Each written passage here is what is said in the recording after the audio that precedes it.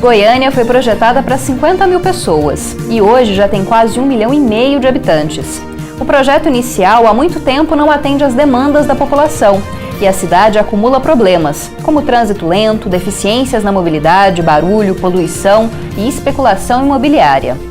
Por causa dessas questões, o Conexões de hoje vai tratar da densidade urbana. E para falar sobre esse assunto, nós temos aqui no nosso estúdio, novamente, a professora Érica Cristine Kneibe, que é arquiteta e urbanista, também doutora e professora e pesquisadora da UFG. Obrigada, professora, pela sua presença. Olá, Camila. Eu que agradeço a oportunidade mais uma vez.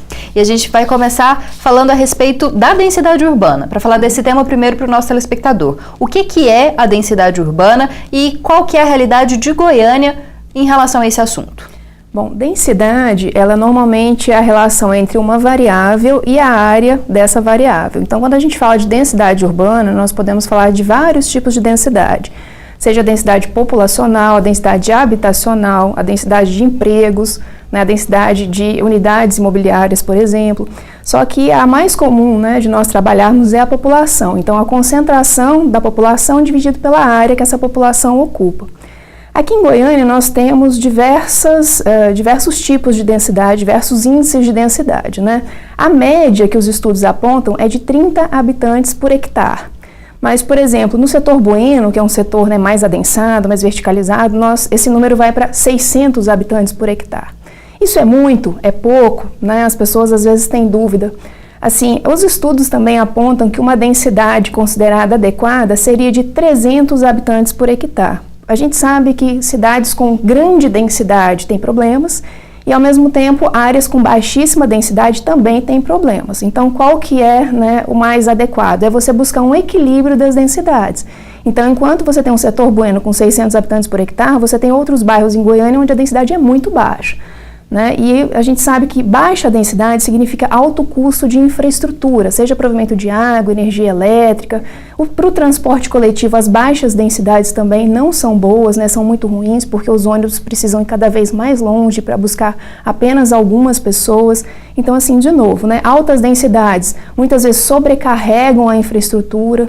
Então, como o planejamento ele precisa fazer isso, né? Buscar a densidade mais adequada para a cidade e, normalmente, essa cidade vai ter diversos índices de densidade de acordo com o bairro, com a infraestrutura disponível e uma série de outros fatores. Bom, professora, de forma muito leiga, dá para perceber que alguns desses bairros mais adensados são geralmente os bairros que têm grande concentração de edifícios, de prédios, e enquanto as periferias têm se afastado cada vez mais e algumas demoram mais também a serem povoadas, né? Por que isso acontece? Como que acontece esse pensamento tanto do empresariado quanto do poder público para planejar a cidade? Bom, a cidade, ela tem uma lei que deve dirigir esse planejamento, né? Como o próprio nome diz, é o Plano Diretor Municipal. Então, é na hora de você aprovar ou revisar o plano diretor de uma cidade que você precisa pensar nisso, né? Quais são as áreas que você pode densificar? Quais são as áreas que já têm uma certa infraestrutura ou que durante determinado prazo essa infraestrutura vai ser provida, né? Em compensação, áreas de baixa densidade, é possível você potencializar ou intensificar essa densidade para que a infraestrutura, se já tiver sido implementada, não seja obsoleta? Goiânia tem um modelo espacial, né, muito interessante no plano de 2007, que hoje ele ganhou o nome de desenvolvimento orientado ao transporte, né? Então, assim, lá em 2007 o pessoal já colocou um início desse conceito, que é o quê? Altas densidades nos eixos estruturantes de transporte público coletivo. Só que a gente sabe que aqui em Goiânia muitos eixos foram adensados e a infraestrutura para o transporte público, infelizmente, ela não foi inserida. Né? Então, você tem um processo de planejamento muito interessante, só que a implementação das ações previstas no processo de planejamento deixou muito a desejar. Então, assim, você tem altas densidades, né? O modo motorizado individual, o pessoal ainda usa muito carro e moto para se deslocar e o transporte coletivo, pelo contrário, vem perdendo demanda. Então, assim, que cidade é essa que foi planejada com base nesses eixos estruturantes, não implementou os eixos, né, e ao mesmo tempo densificou esses eixos. Então, assim, a tendência realmente era que nós tivéssemos problemas, como está acontecendo. Bom, 2017, 10 anos depois do plano diretor que está em vigor, outro plano está sendo elaborado, não é, professora? Isso, Goiânia, né, o município, ele está fazendo a revisão desse plano diretor de 2007 E está em elaboração, né, agora no ano de 2017, o Plano de Desenvolvimento Integrado, que é um plano metropolitano. Porque a gente sabe que muitos problemas hoje de Goiânia, né, não se restringem aos limites de Goiânia, eles extrapolam, né, e eles têm conexão direta com a região metropolitana. Então essa questão de densidade na região metropolitana, ampliando agora um pouco a escala, ela é muito séria, né, porque ao contrário de Goiânia, que tem áreas muito densas, a grande parte da região metropolitana vem sofrendo um processo que a gente chama de espraiamento urbano ou dispersão urbana. Então as pessoas moram cada vez mais longe, né, de Goiânia e vem todo dia trabalhar em Goiânia. Então, assim, além desse espraiamento gerar um custo muito grande na infraestrutura, prejuízo a algumas áreas ambientais e tudo mais, a mobilidade urbana é diretamente afetada, como você colocou no início, né? Porque imagina, todo mundo quer sair, né, desses municípios aqui próximos a Goiânia, na região metropolitana, todo mundo quer sair do município e vir para Goiânia pela manhã e todo mundo quer retornar para o seu município à tarde. Isso a gente chama de deslocamento pendular, né, que ele acontece todos os dias nesses horários de pico. Então, o que acontece? Sobrecarrega o sistema viário, sobrecarrega o sistema de transporte público, né? Então, por isso que a gente fala que essas densidades, essa ocupação do território, ela tem que ser melhor equilibrada, porque muitas vezes a pessoa não precisa sair de um determinado município para vir trabalhar em Goiânia. Ela pode, né, se ela tiver oportunidade, trabalhar nesse mesmo município e evitar esse deslocamento pendular, que muitas vezes ele é longo e demorado, né, e sobrecarrega a infraestrutura. Então, por isso que pensar não só Goiânia, como pensar a região metropolitana como um todo é muito importante nessa questão de densidade e ocupação do território. Bom, professora, a gente vai para o intervalo agora. Daqui a pouquinho a gente volta com o nosso próximo bloco e continua conversando com a professora Érica a respeito da densidade urbana de Goiânia e da região metropolitana. Continue acompanhando Conexões pela TV UFG. Você faz isso pelo canal 15.1 do Sinal Aberto ou então no 21 da NET Goiânia. Você também pode assistir a gente pelo perfil da TV UFG no Facebook ou pelo nosso canal no YouTube. Espero daqui a pouquinho.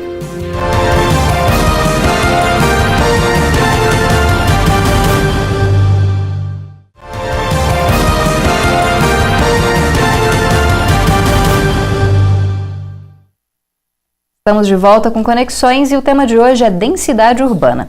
Por isso, nós estamos recebendo no nosso estúdio Érica Cristina Kneibe, que é arquiteta, urbanista, doutora, professora e pesquisadora da Universidade Federal de Goiás. Professora, voltando a falar mais de Goiânia, Goiânia foi uma cidade planejada, como várias outras capitais, Brasília, Palmas, e foi pensada para ser o centro econômico e social do Estado. O que desse planejamento, a gente pode dizer que alguma coisa ainda é aproveitada hoje ou esse crescimento volumoso da cidade, esse planejamento já não serve mais? Bom, eu acho o processo de planejamento de Goiânia muito interessante e muito importante, né? A gente sabe que os processos de planejamento, normalmente eles geram como produto planos diretores, e Goiânia teve já quase meia dúzia de planos diretores. Então, assim, falta de processo de planejamento ou produto de planejamento, eu acho que não é o caso de Goiânia. O que eu acredito que seja é realmente a falta de implementação do que foi planejado. Né, como nós comentávamos, Goiânia, o último plano diretor de 2007, né, o plano diretor, então, lembrando que sempre houve um processo de planejamento e que o plano é o produto. O último plano diretor de 2007, ele estrutura a cidade com base no transporte coletivo e nos corredores de transporte. Só que a gente conclui que dos 150 quilômetros de corredores previstos inicialmente, né, quase um pouquinho mais de 10% foi implementado nesses 10 anos. Então, assim, será que se os corredores todos tivessem sido implementados, né, nós não teríamos realmente um transporte melhor, com maior velocidade, confiabilidade, pontualidade, enfim. Por quê? Porque a cidade foi estruturada com base nos eixos, né? Então, Goiânia não tem muita opção, ela ainda precisa realmente investir no transporte coletivo, modernizar o conceito que a gente chama hoje de desenvolvimento orientado ao transporte, né? Cidades que são planejadas com base nos eixos, mas que complementam esse conceito com maior conectividade, né? Melhoria da condição do pedestre, do ciclista, o desencorajamento do uso do carro, né? Porque aquela história de que, se tivesse um transporte coletivo bom, eu usaria, isso não é bem verdade, né? Porque o carro ele ainda é muito confortável, né? Ele é muito rápido. Então, assim, se você não tiver medidas para desencorajar o uso do carro, as pessoas vão continuar usando, né? Então, acredito, de novo, que Goiânia, a gente né, lógico que o processo de planejamento pode melhorar, o plano diretor tem algumas questões que precisam ser amadurecidas ainda, mas o planejamento, ele existe e ele existiu. Agora, né, na minha avaliação, o grande problema é que você não tem as ações que foram planejadas implementadas da maneira adequada. E por que, professora, um planejamento ele acaba não sendo implementado? Qual é o entrave dessa execução do plano? Essa pergunta, assim, ela é complexa porque ela envolve muitos agentes e muitos setores, né? Então, você tem um processo de planejamento urbano que, às vezes, está numa secretaria específica, às vezes não houve, por exemplo, o planejamento dos recursos financeiros adequados para a execução daquelas obras, né, ou daquelas ações que estão descritas no plano diretor. A gente sabe que o Poder Executivo faz a lei, mas é o Legislativo que aprova a lei, né, aprova o orçamento. Então, assim, acho que necessita realmente de uma maior divulgação, talvez, do que existe no plano diretor, né, uma maior conscientização de que cidade nós queremos e como fazer para chegar lá, que esse é o que o plano diretor deve dizer, né. Qual Goiânia que nós queremos daqui a 10 anos, quais as medidas que precisam acontecer para que essa cidade daqui a 10 anos esteja desse jeito, e a terceira opção, que às vezes é a mais desafiadora, é de onde vai sair o recurso para fazer isso, né? Muitas vezes a gente sabe que existe até recurso, ou que se não existe é possível gerar novos recursos, como é o caso da mobilidade urbana, né?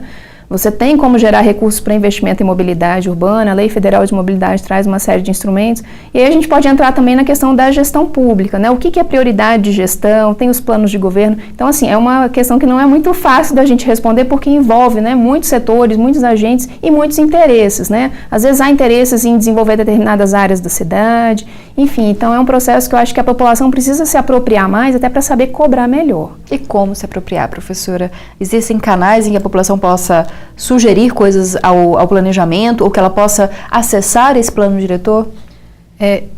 Como nós comentamos, Goiânia está agora em 2017, né, na fase de revisão do plano diretor municipal, então sempre existem reuniões, oficinas, vai acontecer, né, agora no mês de outubro, audiências públicas, outubro e novembro, sobre essa revisão do plano de Goiânia, e também no processo do plano metropolitano foram feitas agora em 2017 oficinas em todos os municípios da região metropolitana, e a gente vê que a participação social, infelizmente, ela não é a desejada, né? As pessoas ainda não têm muito interesse em saber o que vai acontecer com a cidade delas e tudo mais. Então, acredito que a participação, né, popular necessite de maior engajamento, e programas como esse assim, são muito importantes para ajudar realmente a divulgar esses conceitos.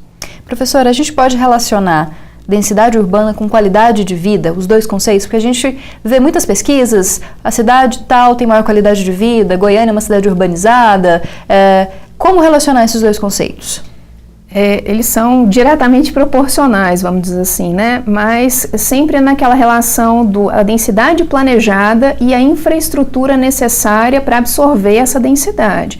Então, assim, aquilo que a gente comentou, a densidade desejada, né, nas literaturas seria de 300 habitantes por hectare. Como eu comentei, Goiânia, em alguns lugares tem uma média de 30, em alguns lugares chega a 600 habitantes por hectare, né? Então, assim, o que você precisa de infraestrutura para que a qualidade de vida chegue nesses lugares, né?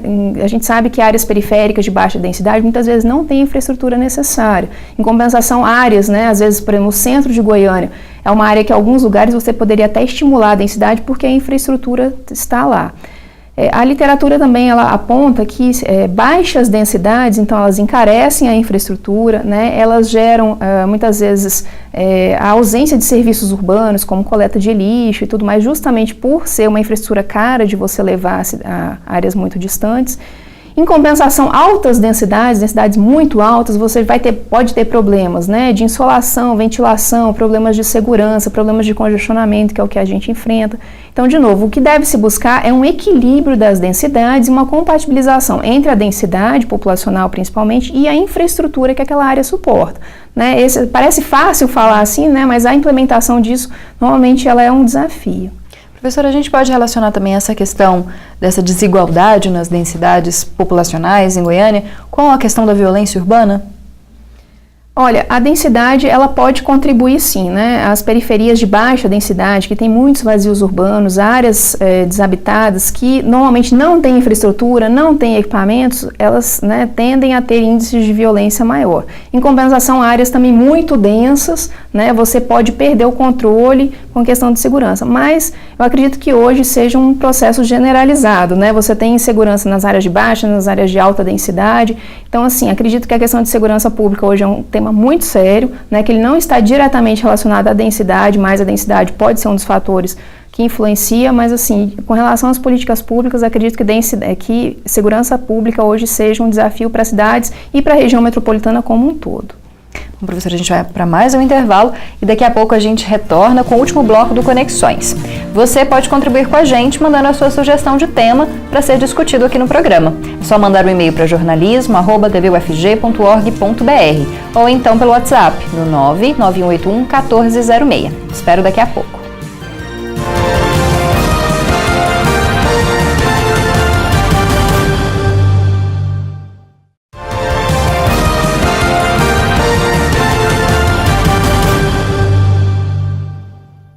Conexões está de volta e esse é o último bloco do programa que está discutindo densidade urbana com a professora Érica Cristine Kneibe, que é arquiteta, urbanista, doutora, professora e pesquisadora da UFG. Professora, a senhora falou de vazios urbanos. O que é esse conceito e como que está a situação de Goiânia em relação a isso?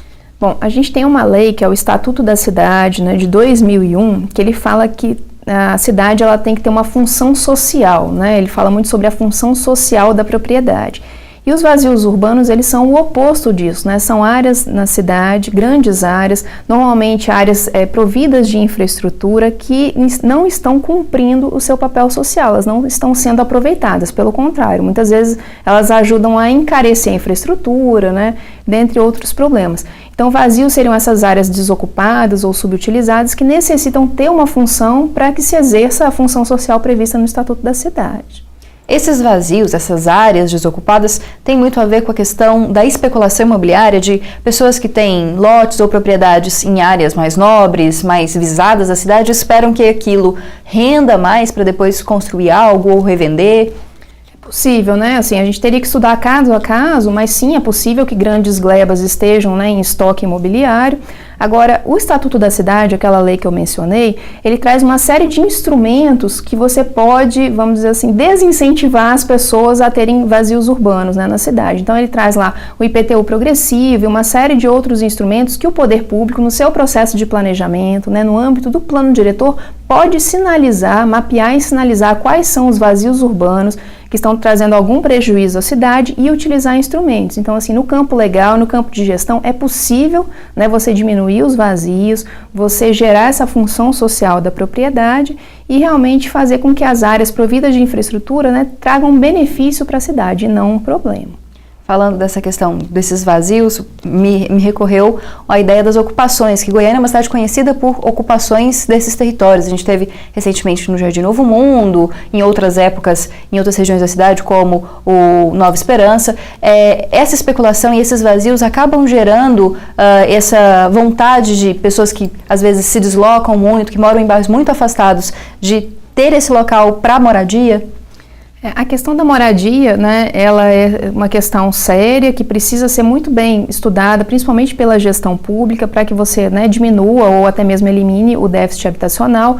E os vazios urbanos, né, a partir dessa função social, eles podem, inclusive, se eles estiverem em áreas, né, bem localizadas, com infraestrutura, serem aproveitados, porque não para programas de interesse social, né, no caso, para provimento de habitação, para suprir déficit habitacional. Agora, uma questão muito importante nesse assunto de habitacional são os centros das cidades, né? Hoje a gente sabe que até mesmo o centro de Goiânia, apesar de ainda ser um centro vivo, né, com comércio e serviços, muita gente tem deixado de habitar o centro. Então, como que é possível, às vezes, você requalificar essa área central atraindo novos moradores, né? E muitos programas de habitação de interesse social, né, Brasil afora, mundo afora, têm sido pensados para as áreas centrais, justamente para você requalificar o centro. Porque quando a gente pensa em programa habitacional, normalmente eles são localizados nas periferias, né, em áreas longe do centro, áreas longe do centro de empregos. Então, assim, acho que pensar na questão habitacional, né, na área central de Goiânia, requalificação ou mesmo incentivos, né, edifícios que não possuem garagem, isso é um paradigma que precisa ser rompido. Por que todo edifício habitacional tem que ter vaga de garagem? Né? Existem pessoas que não possuem carro, que não querem carro. O centro é um lugar bem servido de transporte público, né, próximo a diversos outros bairros. Então, assim, acredito que a habitação, né, é sempre uma questão muito importante nos processos de planejamento e nos planos diretores, e o centro de Goiânia teria muito a ganhar se nós pensássemos nessa questão de atratividade habitacional para o centro também. Isso é pensado, professora, nesse momento? Olha, existem algumas iniciativas, sim, de requalificação do centro de Goiânia, né? Mas, de novo, é muito importante que esse processo de planejamento esteja traduzido no plano diretor que está em revisão agora no ano de 2017, né? Bom, professora, para finalizar, queria falar sobre uma questão que eu acho que, pelo menos para a maioria da população, é um grande problema na cidade, que é a questão da mobilidade urbana, da dificuldade de transporte, das grandes reclamações de atrasos, de ônibus lotados. Como que o plano diretor e esse planejamento poderia resolver a situação, poderia fazer com que as pessoas se sentissem mais confortáveis ao usarem o transporte coletivo? Eu acredito que o plano de Goiânia, né, se nós especificarmos, ele poderia reforçar ou amadurecer o conceito do desenvolvimento orientado ao transporte, né, que na verdade é orientado ao transporte público de qualidade, e a partir disso você precisa executar uma série de ações, né, você precisa fomentar a caminhada, o deslocamento por bicicleta, fomentar a intermodalidade, que aqui em Goiânia isso ainda é muito precário, né? Você não consegue, por exemplo, chegar de bicicleta a um terminal e realizar a sua viagem a partir dali de transporte público. Os terminais têm bicicletários, mas a infraestrutura para a bicicleta em Goiânia ainda está começando. Então, assim, acredito que o primeiro seria reforçar esse conceito do desenvolvimento orientado ao transporte. E o segundo, a gente, né, quando fala de planejamento urbano de mobilidade, tem uma regrinha muito interessante, muito simples, que é a seguinte: curtas distâncias, curtos deslocamentos, a gente deveria fazer a pé, né, levar o filho na escola e na padaria e tudo mais. Médios deslocamentos a gente poderia fazer por bicicleta, né, que seriam deslocamentos até 2, 3, a literatura fala até 5 quilômetros. Já longos deslocamentos, eles teriam que ser preferencialmente por transporte público. E caso você algum dia necessitasse, poderia fazê-lo de carro, né, ou de moto, mas deveria ser esporádico. Então, a hora que você pega pequena distância a pé, média distância bicicleta, longa distância, transporte público, né, ou carro, quando for possível, você consegue fazer o que a gente chama de equilíbrio de uma rede de mobilidade. Né? O problema aqui hoje é que as pessoas, para qualquer deslocamento, usam carro e moto. E aí o sistema viário não dá conta, seja um municipal, seja um metropolitano. Então, de novo, eu acredito que hoje a solução de planejamento e de mobilidade é o equilíbrio. Né? Nesse caso, o equilíbrio dos modos de transporte. Bom, professor, infelizmente nosso tempo chegou ao fim. Queria agradecer novamente a sua presença no Conexões. Muito obrigada por todos esses esclarecimentos. Eu agradeço mais uma vez a oportunidade e destaco que estamos no curso de Arquitetura e Urbanismo aqui na UFG, assim como no programa de pós-graduação Projeto Cidade. Obrigada, professora. Obrigada. Bom, o Conexões de hoje chega ao fim. Eu espero que você continue acompanhando a nossa programação. Também que confira o nosso site www.tvufg.org.br e as nossas redes sociais, Twitter, Instagram e Facebook. Nesses locais você confere as novidades da nossa programação. Eu te espero no nosso próximo programa. Até lá!